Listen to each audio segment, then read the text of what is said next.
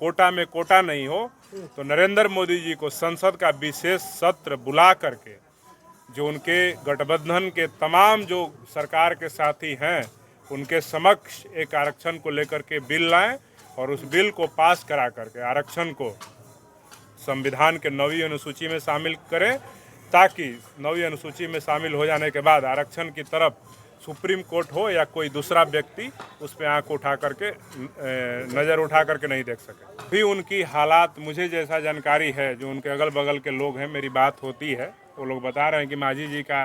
मानसिक स्थिति ठीक नहीं है, उनका इलाज चल रहा है, वो दवा करवा रहे हैं, इस वजह से उनको समझ में नहीं आ रहा है कि आरक्षण का मामला क्या है, इसलिए वो इस तरह का बयान दे रहे हैं। तो क्रीमी लेयर के नाम पे आप कह रहे हैं कि क्रीमी लेयर होना चाहिए, सारा क्रीम खुदे अपने परिवार में खाने का जो काम कर रहे हैं, ये काम नहीं चलेगा। आपका बहुत रिस्पेक्ट करते हैं हम लोग, आप पे कहीं आँच आएगी तो हम लोग खड़े नजर आएंगे, इस तरह का बयान नहीं दीजिए। अगर इलाज कराने में आपको कहीं कमी नजर आई, भारत सरकार का कोई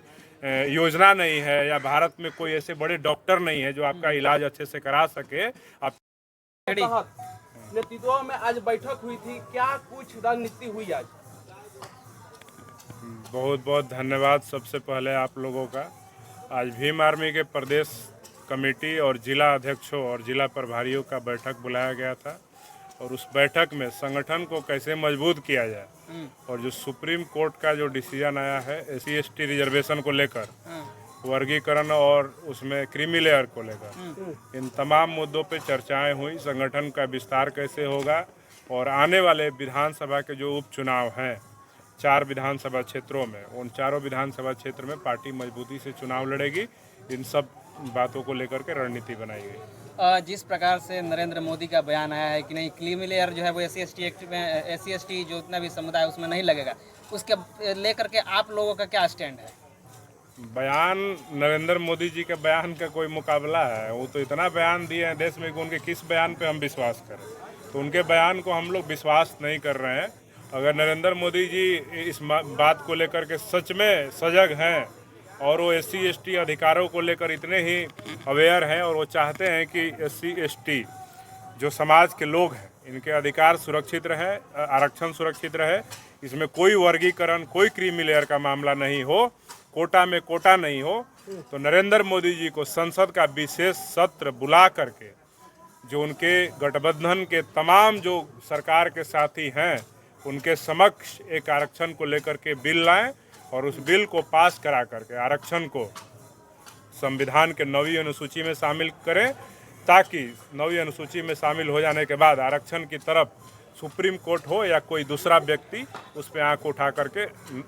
नज़र उठा करके नहीं देख सके। रिजर्वेशन का जो एक्सपर्ट है उनका कहना है कि नरेंद्र मोदी सिर्फ क्रीमी लेयर हटाने की बात कर रहे हैं, जो बंटवारे की बात है वो स्पष्ट रूप से नहीं कर पा रहे, तो इस पे भीम आर्मी का क्या स्टैंड है? नरेंद्र मोदी जी, हम यही कहना चाहेंगे, अपने विचार बदल लीजिए और जल्द से जल्द इसको एक संसद का विशेष सत्र बुला के बिल को पास करवाइए और इसको संरक्षित करिए। और कोटा में कोटा, आप क्रीमी लेयर की बात कर रहे हैं सिर्फ, तो उस काम नहीं चलेगा। वर्गीकरण, उप वर्गीकरण का जो मामला है उस पर स्टैंड क्लियर कीजिए और देश के आम जनता को जो बिल आप लेकर के आएंगे या जो भी आपकी सरकार ने फैसला लिया है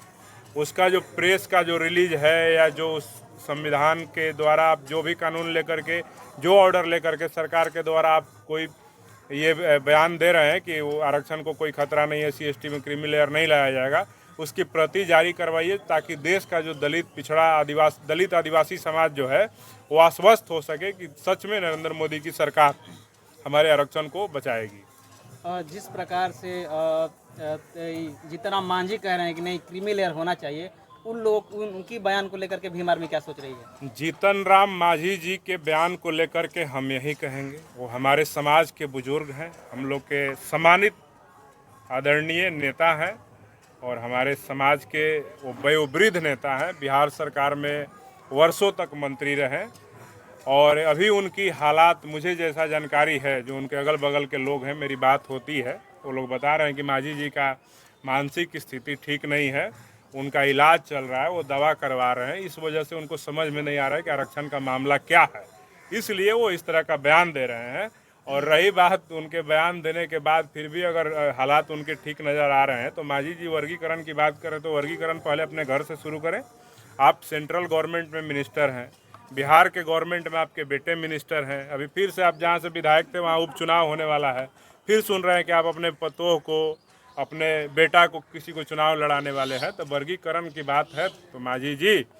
आप अपने बेटा को एमएलसी के पद से इस्तीफा दिलवाइए, मंत्री जो है उससे इस्तीफा दिलाइए, किसी भूइयाँ को बिहार सरकार में मंत्री बनाइए, किसी डोम को आप वहाँ पे एमएलसी बनाइए, और जो इमामगंज का जो सीट खाली हुआ है, जो नीचे का जो मेस्तर जाति है, उस मेस्तर जाति को आप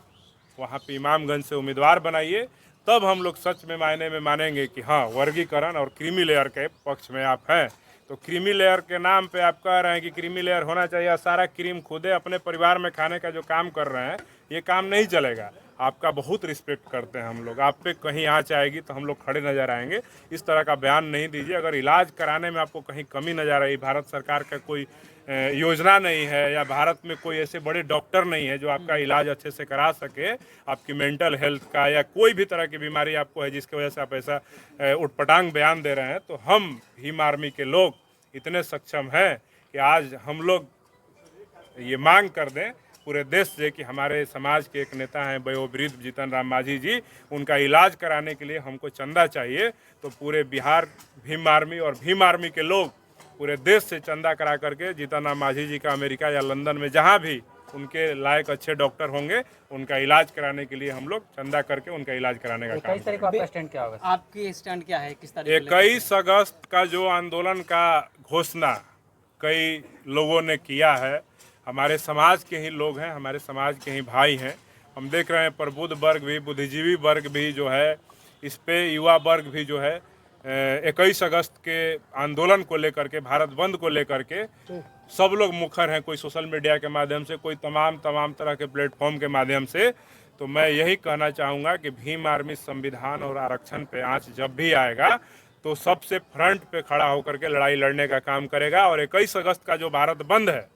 उसमें अभी हमारे नेता ने कहा है कि हम इस पूरे मामले का स्टडी करा रहे हैं, क्योंकि 565 पेज में जो 7 जजों की बेंच ने जो फैसला लिया है, वो पूरा फैसला 565 पेजों में है। हमारे नेता चंद्रशेखर आजाद जी पूरा मामला को सही तरीके से, जो संविधान के विशेषज्ञ हैं और जो बड़े वकील हैं, उनके नेतृत्व में इसका अध्ययन करवा रहे हैं। और जैसे ही हमारे नेता का आदेश आएगा, हम लोग सड़कों पे 21 अगस्त को ज़्यादा मजबूती के साथ हम लोग नजर आएंगे। अगर आदेश नहीं भी आएगा तो हम लोग आपको बता देते हैं कि संविधान और आरक्षण बचाने की लड़ाई में देश का दलित आदिवासी समाज किसी इन्विटेशन का इंतजार नहीं करता है। और भीम आर्मी देश के दलितों और आदिवासियों के हक हुकूक के लिए भारत बंद में फ्रंट फुट पे नजर आएगा। बिहार में लगातार दलितों पर अत्याचार हो रहा है। कहा जाता है कि आयोग भी नहीं है, सब आयोग को भंग कर दिया गया, लेकिन एससी कल्याण मंत्री भी दलित समाज से ही आते हैं। क्या कर रहे हैं, क्या लगता है कि कल्याण हो रहा है दलित समाज का? देखिए, भाजपा और जदयू, नीतीश कुमार और नरेंद्र मोदी का गठबंधन का जो सरकार है, तो उस सरकार में दलितों की हत्या, अत्याचार, शोषण, अन्याय पर अगर आप न्याय ढूंढने जाएंगे तो आपको उसके लिए, न्याय लेने के लिए लाठी गोली खाना पड़ेगा, आपको जेल जाना पड़ेगा। भीम आर्मी अपने समाज के न्याय, हक, अधिकार के लिए बिहार में जेल जाने का काम कर चुके हैं, अपने लोगों को न्याय दिलाने के लिए। और बिहार में SC/ST आयोग जो भंग है, उसको लेकर के हम यही कहना चाहते हैं, उस विभाग, कल्याण विभाग में भी, कल्याण विभाग और SC/ST आयोग, ये तमाम जो पद हैं और जो विभाग हैं, ये सारे के सारे सिर्फ और सिर्फ दलितों को मूर्ख बनाने के लिए बनाए गए हैं। नीतीश कुमार जी ने जब से बिहार का सत्ता संभाला है, तब से वो हमेशा से प्रयास करते रहे हैं कि बिहार के SC और ST को कैसे बांट करके अलग थलग कर दिया जाए, और इसको अलग थलग करके कोई झुनझुना वाला योजना दे करके इन लोगों को कभी दलित महादलित करके, कभी टोला सेवक, कभी फलाना सेवक करके इन लोगों को मूर्ख बना करके वोट बैंक के रूप में इस्तेमाल करते रहने का काम नीतीश कुमार जी किए हैं। वही काम बिहार में कल्याण विभाग भी वैसे नेता को दिया जाता है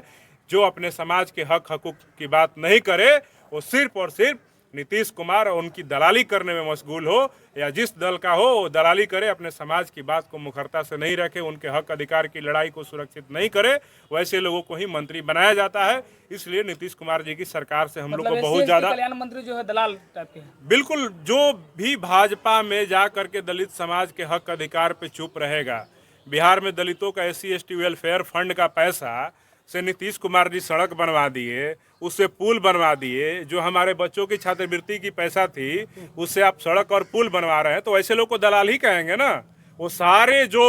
रिजर्व सीटों से चुन करके भाजपा और तमाम ऐसे राजनीतिक दल हैं